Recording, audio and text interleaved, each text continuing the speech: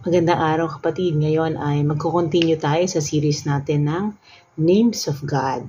Para sa ibang naging topic natin, kung anong meaning ng L or iba pang names of God, nasa description sa ilalim. So kapatid, bago yan ay manalangin muna tayo. Lord, maraming salamat po. Hallelujah, purihin po kayo dahil kayo po ang Diyos namin na hindi nagbabago. Kayo po ang Panginoon namin na forever faithful, Panginoon. At kayo po ang Panginoon namin na mapagmahal. Lord, we thank you that you have forgiven us of our sins, Lord God, and that you continually sanctify us, Panginoon. Lagi niyo kaming hinuhubog at pinabago na maging mabuting anak ninyo, Panginoon, na magawa ang kalooban niyo sa mundong ito. Lord, as we study the names of God ngayon, and we have one topic, Panginoon, naway makarelate kami dito kung nasang sitwasyon kami ng aming buhay. Maraming salamat po, and be with us. In Jesus' name we pray. Amen and amen. Ayan, so kapatid, so ang meaning ng Elroy, ano ba ang Elroy? Ang meaning ng Elroy ay the God who sees me. Wow, napakaganda. Aware si Lord sa nangyayari sa buhay natin. Alam niya at siya ay nagmamalasakit sa atin. Alam niya rin ang mga bumabagabag sa atin, ang ating mga problema. Kung ano yung mga pinag-aalala natin. Let's leave it to the Lord at hindi niya tayo pababayaan. Sabihin natin, Lord, ikaw ang aking Elroy. Ikaw ang Panginoon na nakakakita sa akin at alam mo ang sitwasyon ng aking buhay. At hindi mo ako pinapabayaan kailanman noon, ngayon at ang aking bukas ay nasa iyong mga kamay. Amen? Ayan, kapatid. Napakaganda, no? Elroy, the God who sees me, ang Panginoon na nakakita sa atin.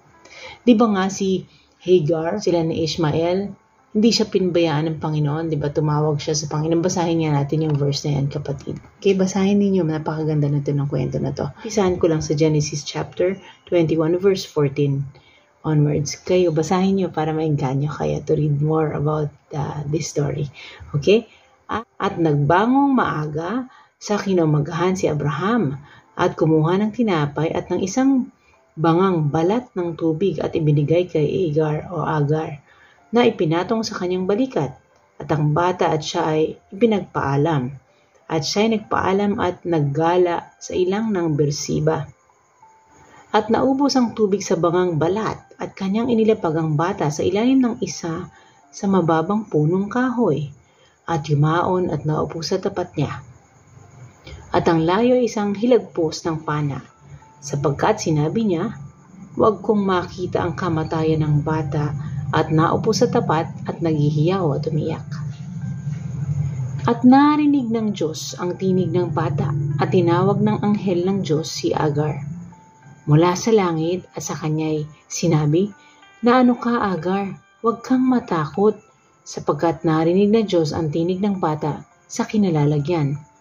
Magtindig ka, iyong itayo ang bata at alalayan mo siya ng iyong kamay, sapagkat siya ay gagawin kong isang bansang malaki.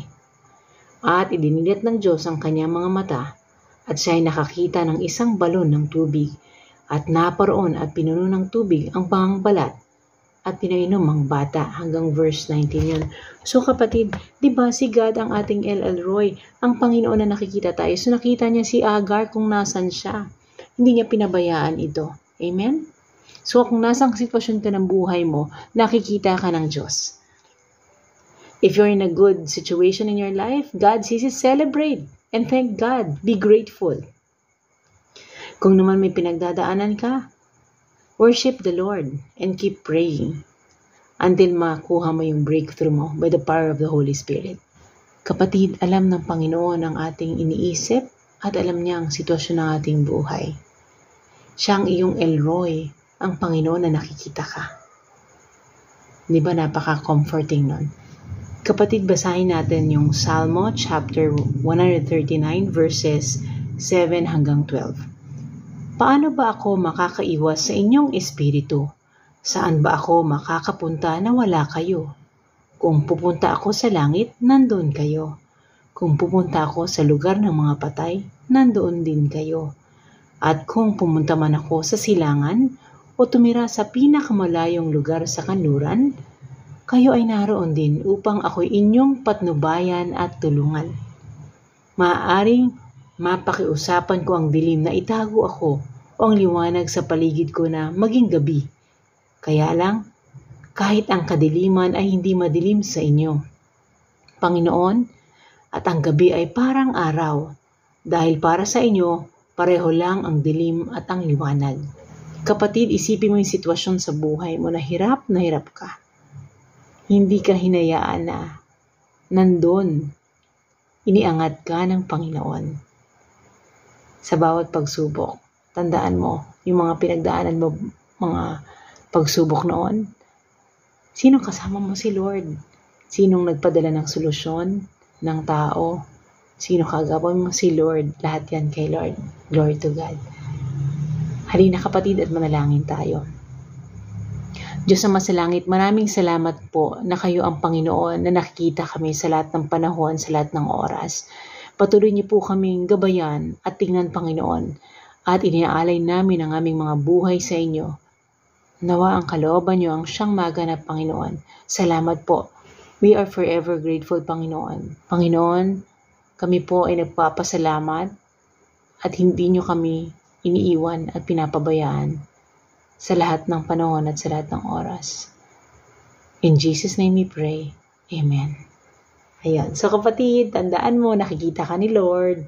So be happy and be in faith. So mag-celebrate ka kung maganda ang sitwasyon mo ngayon at kung hindi naman masyado, be in faith and pray to the Lord. Siyang gagawa sa buhay mo. God bless you. Bye.